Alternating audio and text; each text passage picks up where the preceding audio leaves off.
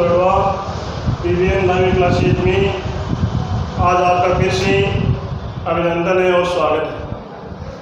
अपन पिछली क्लास में पढ़ा था कि क्रिया शब्द कौन सा है, क्रिया किसे कहते हैं। आज हम पढ़ेंगे क्रिया के भेद।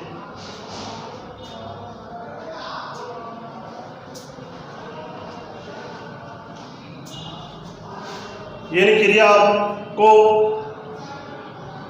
इससे पहले वाले क्लास में बताया था, किसी भी कार्य को करना या होना ही क्या कहलाता है, क्रिया कहलाता है।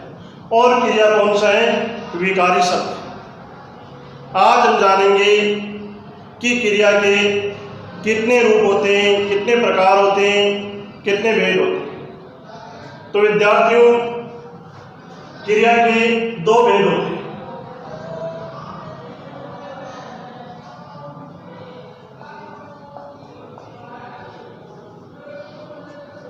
क्रिया के दो भेद होते हैं।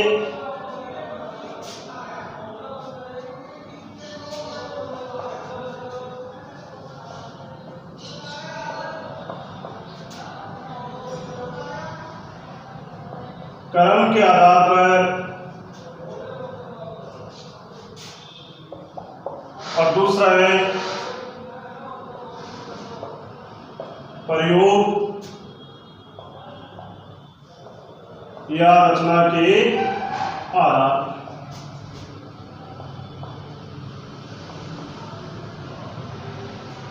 यानी क्रिया के दो भेद माने कर्म के आधार पर और प्रयोग और रचना के आधार। तो हम बात करते हैं कर्म के आधार। तो विद्यार्थियों, कर्म के आधार पर क्रिया के दो भेद होते हैं।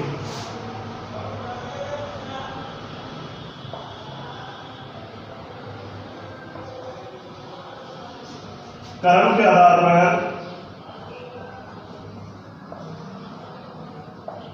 क्रिया के दो भेद।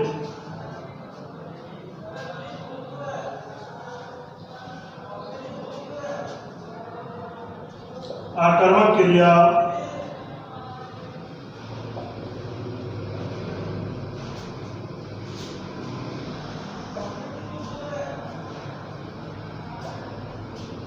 सकर्मक क्रिया।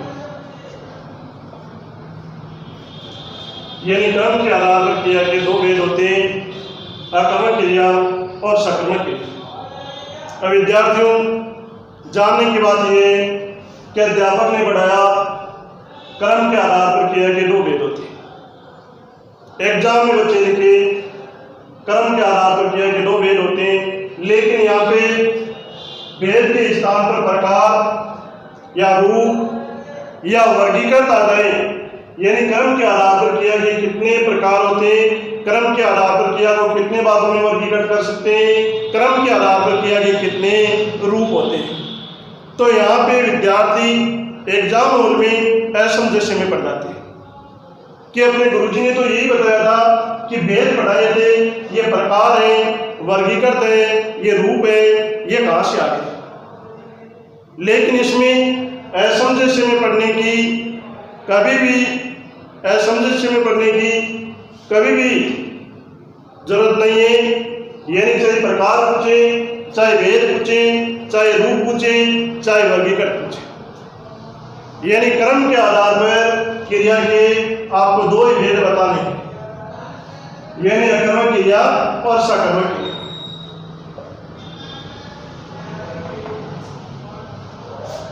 अब पढ़ने में हमें पता चलता है आकर्मक क्रिया यानी कर्म के अंदर अ उपसर्ग लगा है। कर्म के अंदर अ उपसर्ग लगा है। ए का अर्थ क्या होता है, बिना। ए का अर्थ क्या होता है, बिना। कर्म का मतलब क्या होता है, कर्म। तो अकर्मक क्रिया क्या हो गई, जो क्रिया बिना कर्म की होती है। जो क्रिया बिना कर्म की, यानी ए उपसर्ग लगा हुआ है कर्म के आगे ए उपसर्ग लगा हुआ है। ए का अर्थ होता है बिना। तो इसका क्या अर्थ हो गया?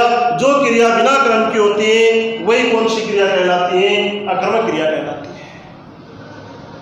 या जो क्रिया बिना क्रम की होती है और क्रिया का फल सीधा कर्ता पे पड़ता, उसे क्या कहते हैं? अकर्मक क्रिया कहते हैं। हम देखते हैं दूसरी क्रिया बताई थी सकर्मक क्रिया। सकर्मक में कर्म में स उपसर्ग लगा, स उपसर्ग लगा हुआ है। स का अर्थ होता है सहित। स का अर्थ क्या होता है? सहित। जो क्रिया क्रम सहित होती है, क्या हो गया इसका? जो क्रिया क्रम सहित होती है उसे सकर्मक क्रिया कहते हैं। इसलिए कभी भी आपको क्रिया को रटने की आवश्यकता नहीं है, केवल समझने की आवश्यकता है। जिंदगी भर नहीं भूलोगे आप। यदि रात को जगा के भी आपको पूछेंगे कि अकर्मक क्रिया किसे कहते हैं, सकर्मक क्रिया किसे कहते हैं, तो भी आपके तुरंत ध्यान में लग जाएगा अकर्मक क्रिया। ए का मतलब क्या है? ए का मतलब क्या है? बिना। जो क्रिया बिना क्रम की होती है उसे क्या कहते हैं? अकर्मक क्रिया कहते हैं। ऐसा पूछा जाएगा सकर्मक क्रिया, तो आपके दिमाग में तुरंत आएगा अरे कर्म में से उपसर्ग जुड़ा हुआ, और से का अर्थ क्या होता है? सहित। जो क्रिया कर्म सहित होती है उसे क्या कहते हैं? सकर्मक क्रिया कहते हैं। तो प्रिय विद्यार्थियों, कहीं भी रखने की आवश्यकता नहीं है, आपको ये ध्यान रखना है यदि कर्म के अंतर्गत यदि ए उपसर्ग लगा हुआ है तो अकर्मक क्रिया हो गई। अकर्मक का मतलब क्या हो गया? जिस क्रिया जो क्रिया बिना कर्म की होती है वही क्या कहलाती है? अकर्मक क्रिया कहलाती है। और सकर्मक क्रिया में स उपसर्ग लगा हुआ है तो स का अर्थ होता है सहित, यानी जो क्रिया कर्म सहित होती है उसे क्या कहते हैं? सकर्मक क्रिया कहते हैं। तो जीवन भर नहीं बोलोगे विद्यार्थियों, ये दो बात का ध्यान रखना।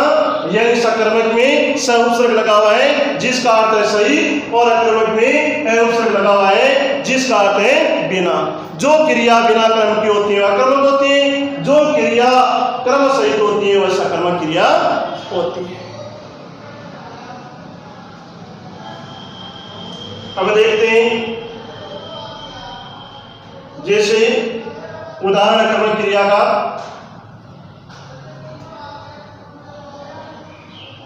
पक्षी आकाश में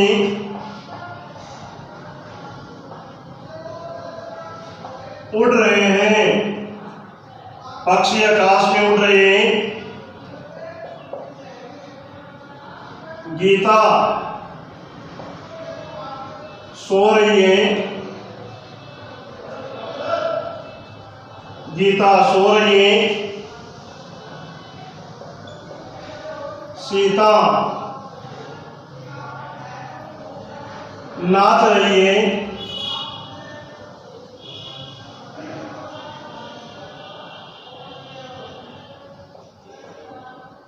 मोहन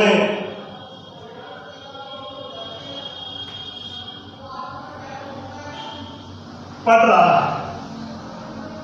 तो अपन जानेंगे ये क्रिया अकर्मक क्रिया है या सकर्मक क्रिया है।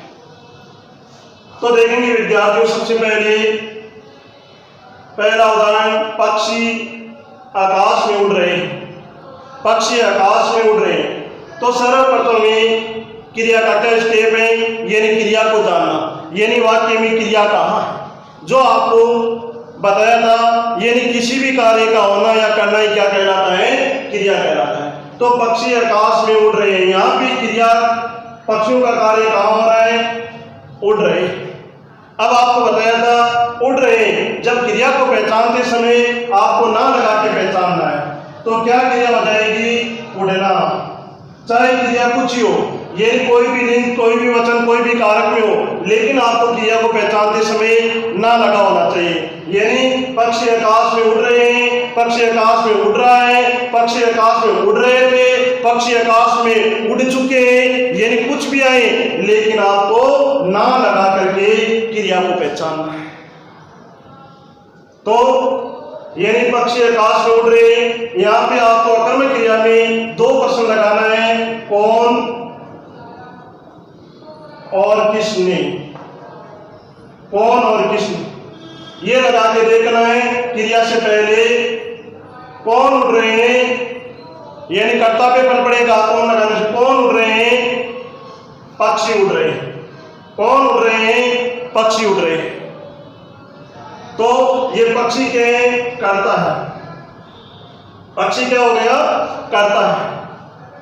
अब इसमें क्रम नहीं है, क्रम भी आप समझ सकते हो। सकर्मक क्रिया में हम 2 प्रश्न ले सकते हैं, एक ले सकते हैं क्या और दूसरा ले सकते हैं किसे। लेकिन विद्यार्थियों एक बात का ध्यान रखना, यानी कौन का उत्तर जो आ रहा है वही क्या का उत्तर आ रहा है तो वह कर्ता ही मानी जाएगी, वह क्या है, अकर्मक क्रिया ही मानी जाएगी। यदि क्या से यदि दूसरा उत्तर आ रहा है, दूसरा शब्द आ रहा है, यदि कौन से अलग आ रहा है तो क्रिया कौन सी होगी, क्रिया होगी सकर्मक क्रिया।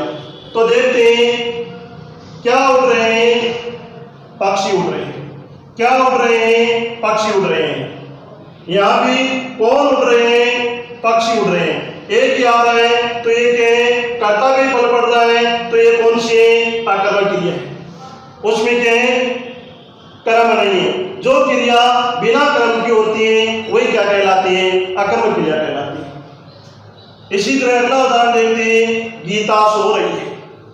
तो क्रिया छांटेंगे सबसे पहले, गीता का कार्य क्या हो रहा है, सोना।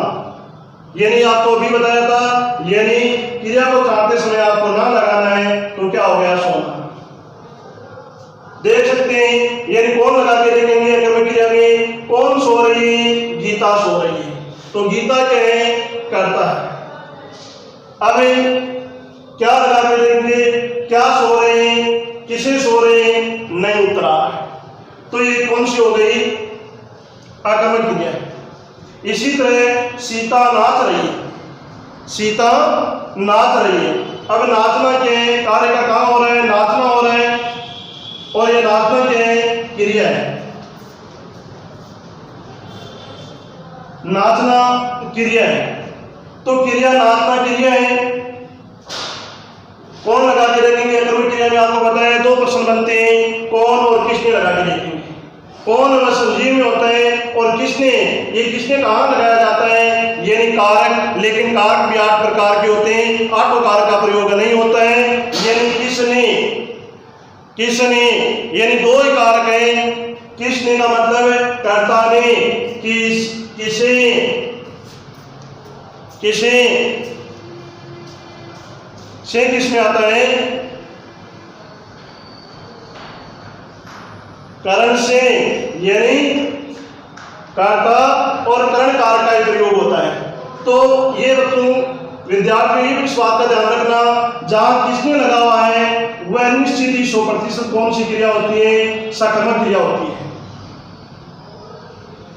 तो देखो, कौन नाच रही है, सीता नाच रही है। सीता क्या है, कर्ता है। सीता करता है, क्या लगा के देखेंगे, क्या भी नहीं, जीप पे सरजीप पे होता है, क्या लगा के देखेंगे, क्या नाच रही है, क्या नाच रही है, नहीं आ रहा है।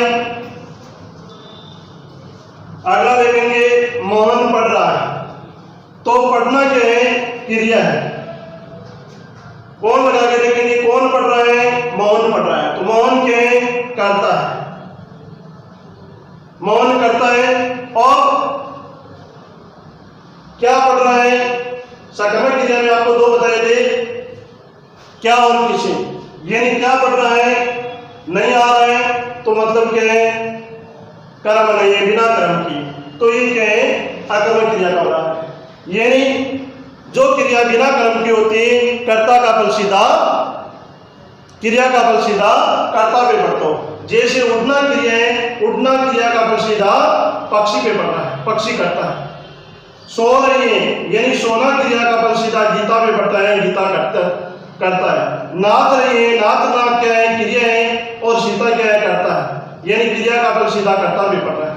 मौन पढ़ रहा है, यानी पढ़ना क्या है, क्रिया है, और मौन क्या है, करता है। अर्थात क्या है, क्रिया का फल सीधा कर्ता पे पड़ता है, वही कौन सी क्रिया कहलाती है, अकर्मक क्रिया कहलाती है। अब हम देखते हैं अकर्मक क्रिया के कितने भेद होते हैं।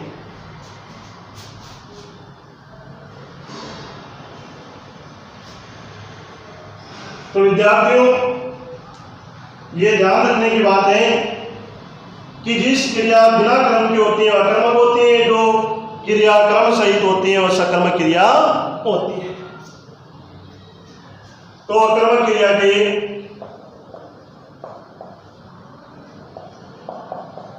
अकर्मक क्रिया के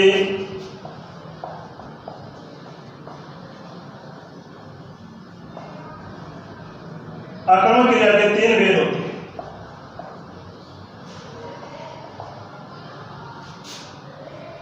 प्रथम हो गए इष्टार्थक पूर्ण आक्रामक क्रिया।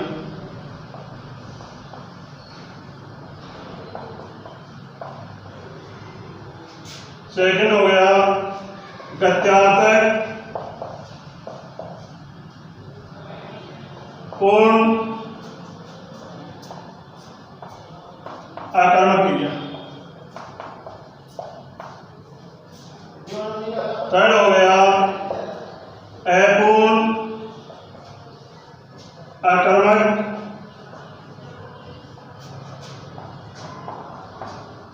क्रिया। तो विद्यार्थियों, हम पढ़ रहे थे अकर्मक क्रिया के 3 भेद। ये अकर्मक क्रिया 3 प्रकार की होती है। अकर्मक का मतलब क्या है? जो बिना कर्म की होती है। तो तीनों ही क्रिया में आपको ये ध्यान रखना है, यानी तीनों ही क्रिया में क्या है? बिना कर्म है, यानी कर्म रहित है, बिना कर्म किए। तो हम पहचानेंगे कैसे? जैसे इष्टार्थक अकर्मक, इष्टार्थक पूर्ण अकर्मक क्रिया है।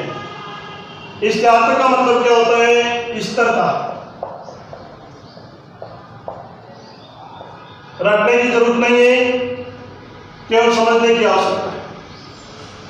यानी इष्टार्थक का मतलब क्या है? स्थिरता। और अकर्मक का मतलब क्या है? बिना कर्म।